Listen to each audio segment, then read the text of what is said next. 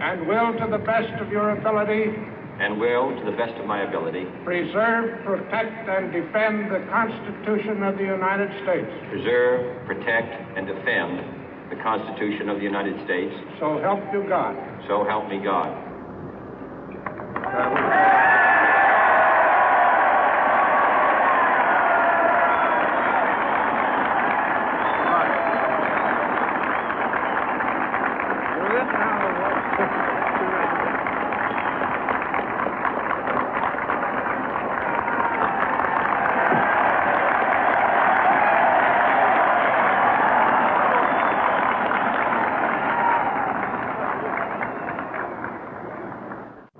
Vice President Johnson, Mr. Speaker, Mr. Chief Justice, President Eisenhower, Vice President Nixon, President Truman, Reverend clergy, fellow citizens. We observe today not a victory of party, but a celebration of freedom, symbolizing an end as well as a beginning, signifying renewal as well as change. For I have sworn before you and Almighty God the same solemn oath our forebears prescribed nearly a century and 3/4 ago. The world is very different now, for man holds in his mortal hands the power to abolish all forms of human poverty and all forms of human life. And yet the same revolutionary beliefs for which our forebears fought are still at issue around the globe. The belief that the rights of man come not from the generosity of the state, but from the hand of God. We dare not forget today that we are the heirs of that first revolution. Let the word go forth from this time and place to friend and foe alike that the torch has been passed to a new generation of Americans born in this century, tempered by war, disciplined by a hard and bitter peace, proud of our ancient heritage, and unwilling to witness or permit the slow undoing of those human rights to which this nation has always been committed and to which we are committed today at home and around the world.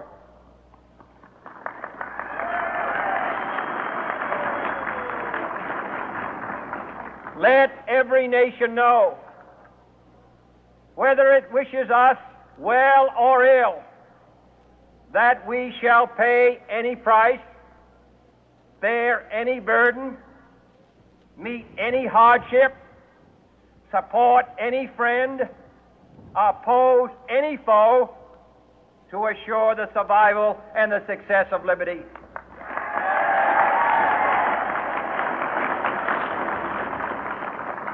This much we pledge and more. To those old allies whose cultural and spiritual origins we share, we pledge the loyalty of faithful friends. United, there is little we cannot do in a host of cooperative ventures. Divided, there is little we can do, for we dare not meet a powerful challenge at odds and split asunder. To those new states whom we welcome to the ranks of the free, we pledge our word that one form of colonial control shall not have passed away merely to be replaced by a far more iron tyranny. We shall not always expect to find them supporting our view, but we shall always hope to find them strongly supporting their own freedom, and to remember that in the past, those who foolishly sought power by riding the back of the tiger ended up inside.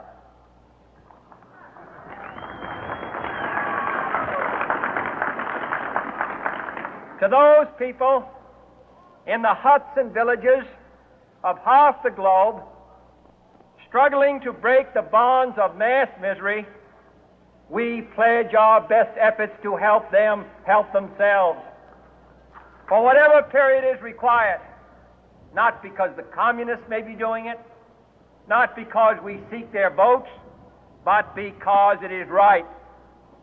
If a free society cannot help the many who are poor, it cannot save the few who are rich.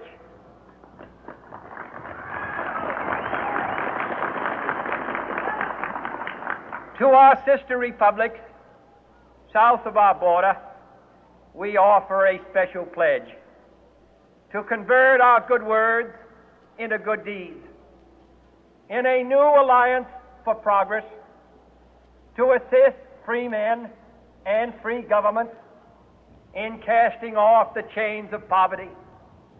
But this peaceful revolution of hope cannot become the prey of hostile powers. Let all our neighbors know that we shall join with them to oppose aggression or subversion anywhere in the Americas. And let every other power know that this hemisphere intends to remain the master of its own house.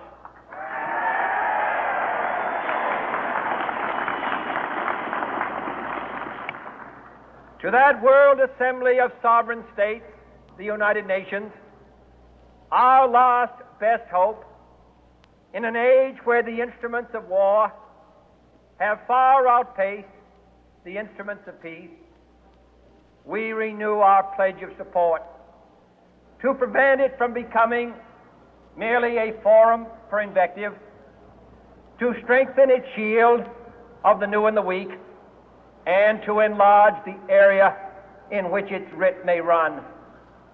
Finally, to those nations who would make themselves our adversary, we offer not a pledge, but a request that both sides begin anew the quest for peace.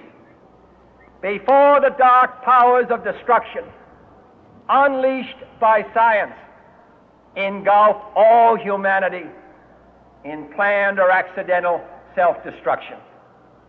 We dare not tempt them with weakness, for only when our arms are sufficient beyond doubt can we be certain beyond doubt that they will never be employed.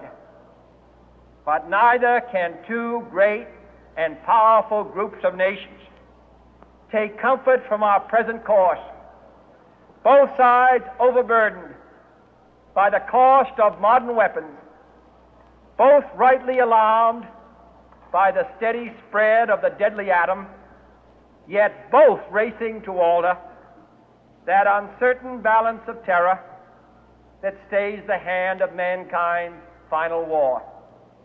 So let us begin anew, remembering on both sides that civility is not a sign of weakness, and sincerity is always subject to proof.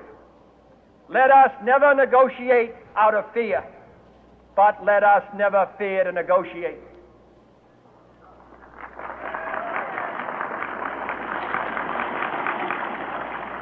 Let both sides explore what problems unite us, instead of belaboring those problems which divide us. Let both sides, for the first time, formulate serious and precise proposals for the inspection and control of arms, and bring the absolute power to destroy other nations under the absolute control of all nations.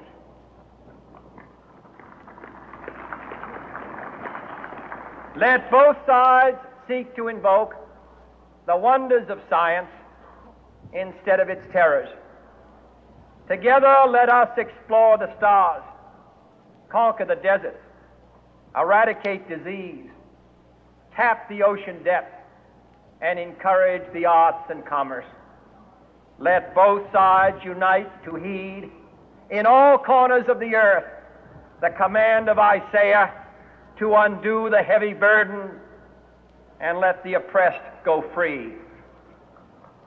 and, if a beachhead of cooperation, may push back the jungle of suspicion, let both sides join in creating a new endeavor, not a new balance of power, but a new world of law, where the strong are just and the weak secure and the peace preserved. All this will not be finished in the first 100 days, nor will it be finished in the first 1,000 days, nor in the life of this administration, nor even perhaps in our lifetime on this planet. But let us begin.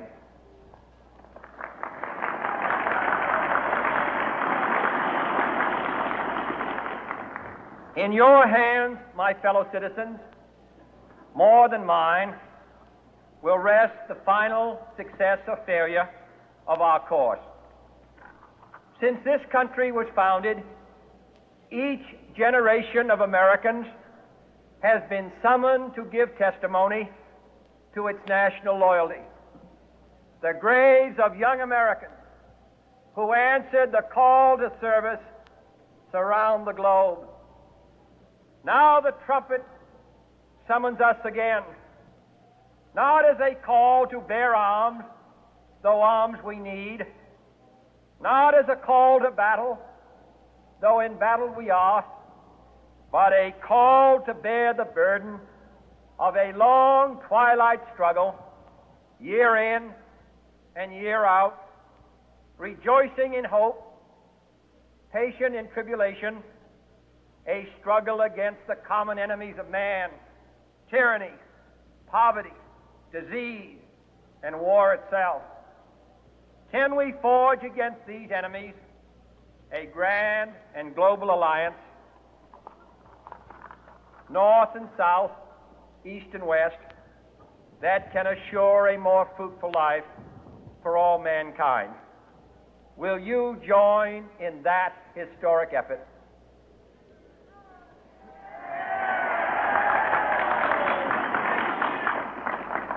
In the long history of the world, only a few generations have been granted the role of defending freedom in its hour of maximum danger. I do not shrink from this responsibility. I welcome it.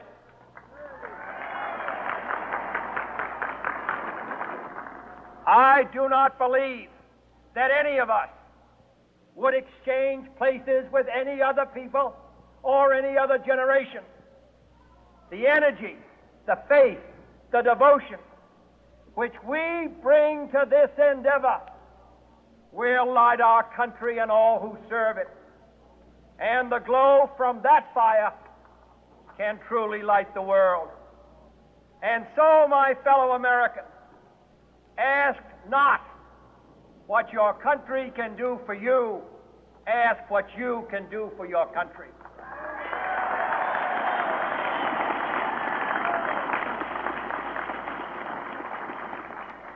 My fellow citizens of the world, ask not what America will do for you, but what together we can do for the freedom of man.